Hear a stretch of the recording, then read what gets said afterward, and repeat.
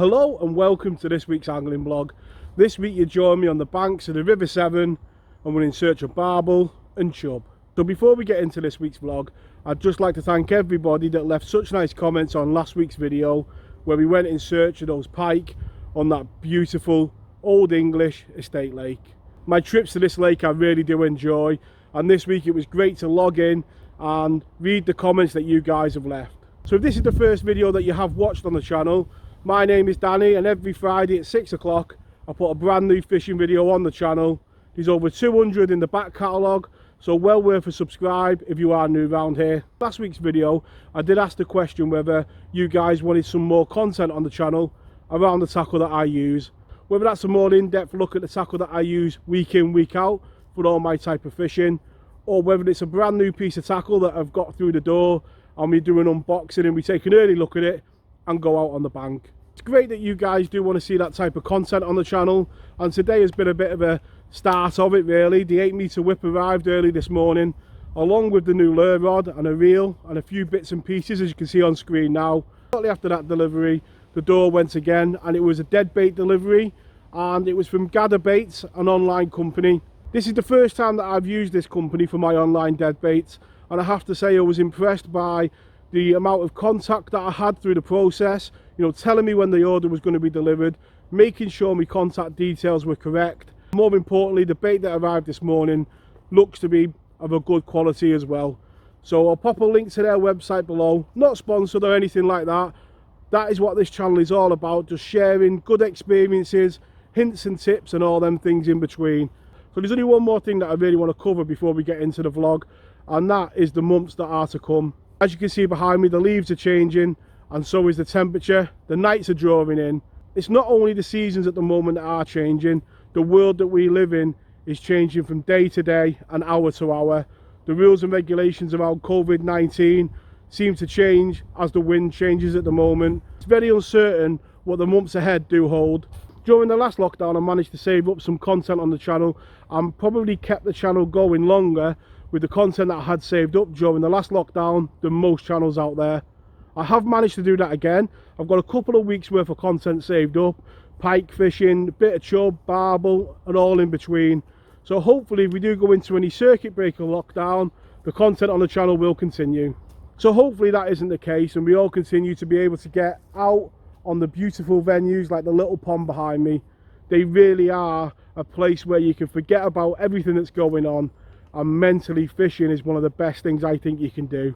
It gives you that time away to forget about it all, even if it is for a few hours. We now move into this week's vlog, and I hope you enjoy going on this little adventure with me on a brand new stretch of river where we go in search of those chub and barbel.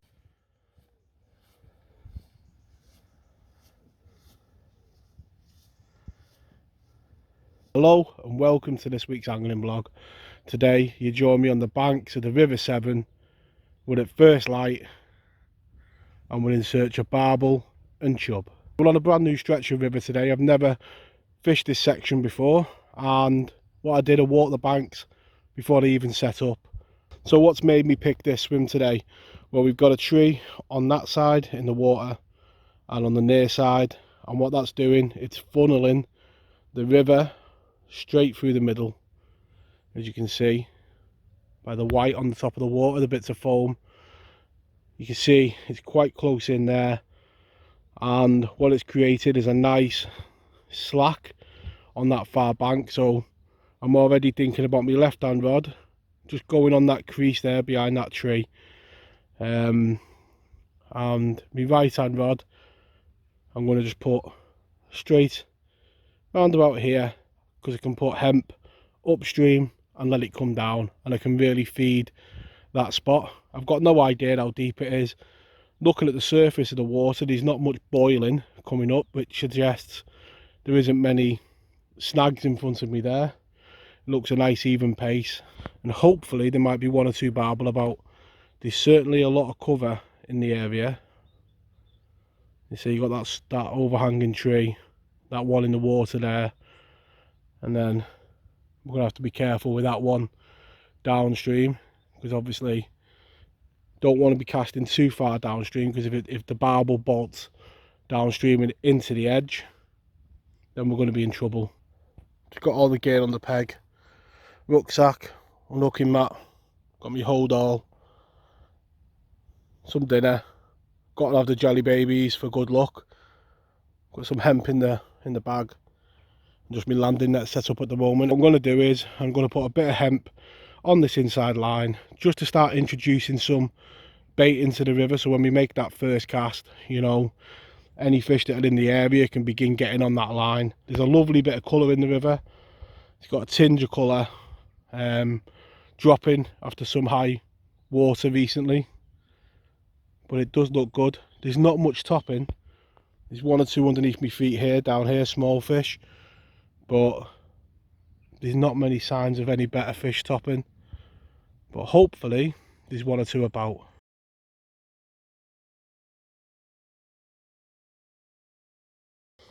So that's the ground bait mixed, and as you can see, mixed it up, put some extra pellets in that hinders barbel bone ground bait, and cut up some luncheon meat nice and fine, just so it goes in the feeder. It'll help clog the feeder, you know, when you push it in, some of it does that, just slows down that breakdown rate.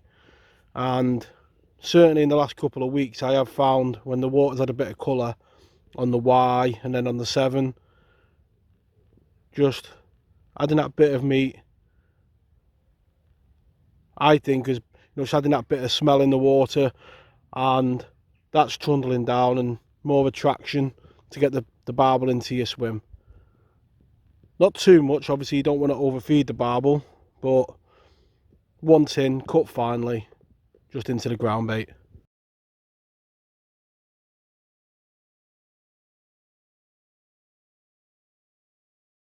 So the left hand rod is over here, just on that crease, hoping, you know, to attract anything that's over there. Probably going to leave that rod a bit longer than the inside rod, you know, just let it settle. I've packed it with more meat, so it's really packed in, so it's going to release slower, and hopefully just attract something that's in that area. There's got to be some type of fish over there, you would think.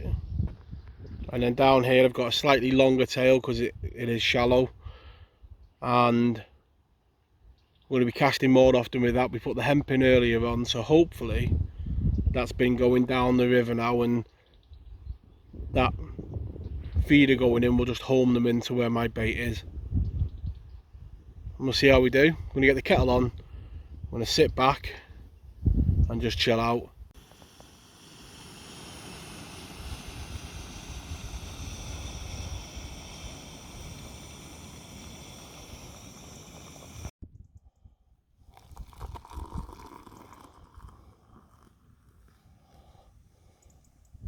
Bait on the session, I'm going to be filling the feeder with the small hinders ellipse pellets like I've done on the other sessions, just the small ones, you know, them trickling through the swim hopefully will attract some fish in, and you've got the smell value.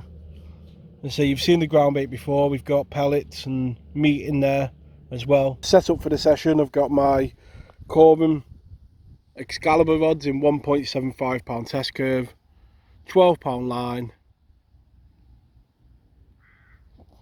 got them with the shadow reels, and that's just down to my normal bolt and run kit, and I've got a length of fluorocarbon and a knotless knot. So hook bait wise, I'm just going to be changing between these baits and meat on the hook. They've all got one thing in common, and that's smell. As I said, the river has got that tinge of colour, and I want to prey on them barbel or chub smelling out a bait. So they've all got that property about them, and that's all I'm looking for in a bait when it's coloured. So the right hand rod has just screamed off. It's taken probably about 2 hours of feeding, and judging by how it's going in the edge, I think it's a chub. Just regular casting, taking it easy. I was beginning to wonder, because obviously the sky has cleared and it's been a bright probably hour, but hopefully this is the start of a few bites. It was a proper take, it didn't half rattle off.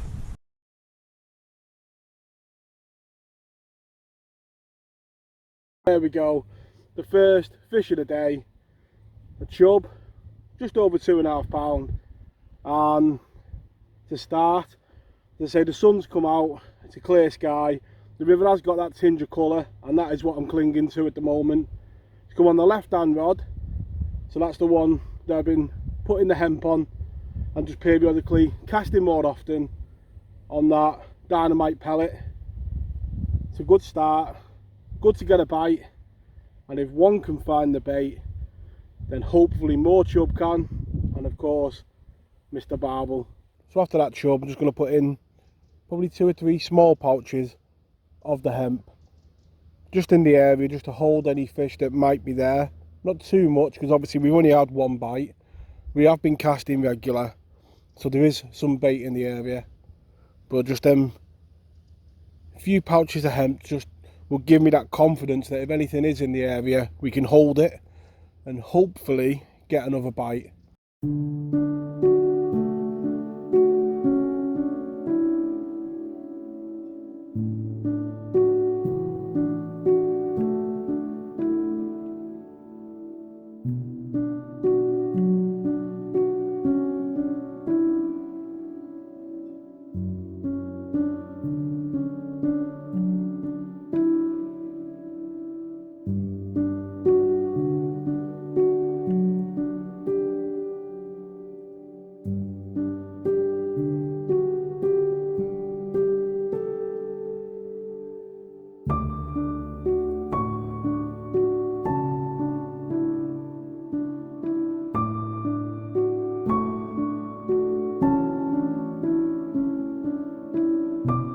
So having had me dinner, it's been quite slow since that early fish. The sun high in the sky, coming down on the water. So I've changed the rig a little more refined, down to a size 12 hook from the size 8 I was using before in the boilie. And gone to a banded pellet. I'm going to switch between a 10mm and an 8mm lips pellet. Still on the £10 line, and that's purely just down to the snaggy nature of the swim. If we do get a barbel, we're going to need that power to get it in. So normally I'd go down to £8 line, but the swim today just doesn't allow that.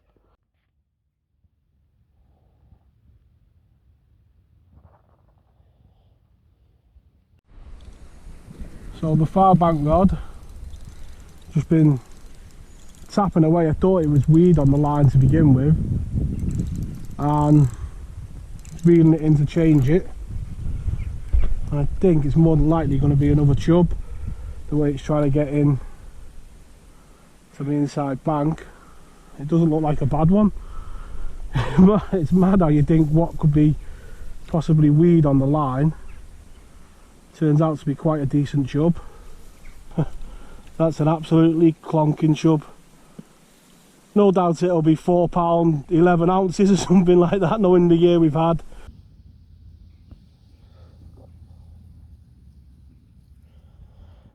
When I said on the piece it'll probably be £4 odd, I wasn't lying. I actually thought it was a new PB. It's got the depth to it as well as the broad shoulders. So there's only one thing for it, we're going to have to come back in January and February when these chub are just that bit bigger. You can't be disappointed with a chub like that. It's like a tank across its shoulders and a lovely chub and worth waiting for. The fish was more than worth waiting for, wasn't it? And although I'll try this winter to try and catch a £5 chub, I'm not somebody that really likes setting targets at the start of seasons.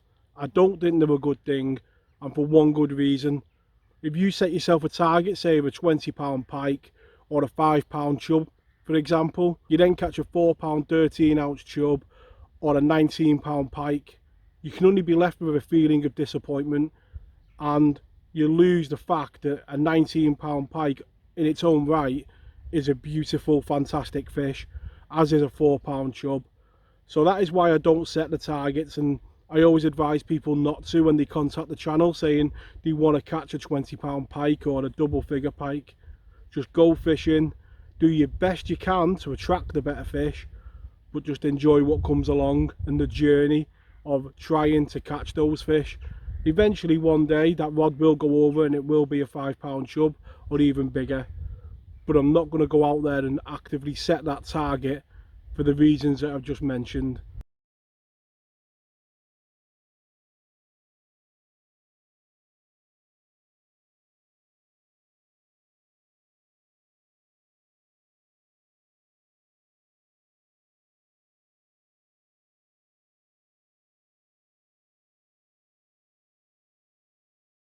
When people ask me what I love about river fishing, it's this: the deafening silence and quiet that you get by the river.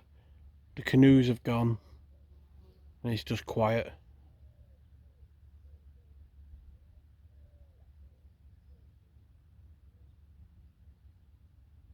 So at the start of this vlog I did talk about the ever-changing world that we live in, and towards the end of the session, as we were moving into dusk, I received a phone call from my partner that she didn't feel too well. Given what was going on, I called the session at an end there just as we were moving into bite time, probably at dusk, and went straight back up the A5 home. Thankfully it was a false alarm and we're all well and healthy, and it wasn't anything serious like that, just a little bit of a cold. But that's how it's got you at the moment, hasn't it? You know, any little changes like that, you've got to be there for your family. I hope you've enjoyed this week's vlog, and we will get that £5 chub eventually, won't we? Tight lines in your own fishing, stay safe, and I'll catch us all next week. So if you have stayed till the end of the video, during that intro and a bit of an outro at the end, this little guy has been running around the camera playing with his dinosaur. You going to show me your dinosaur? We've only got one thing left to say to you: tight lines, and we'll catch you all next week. And that's all next week. Tight lines.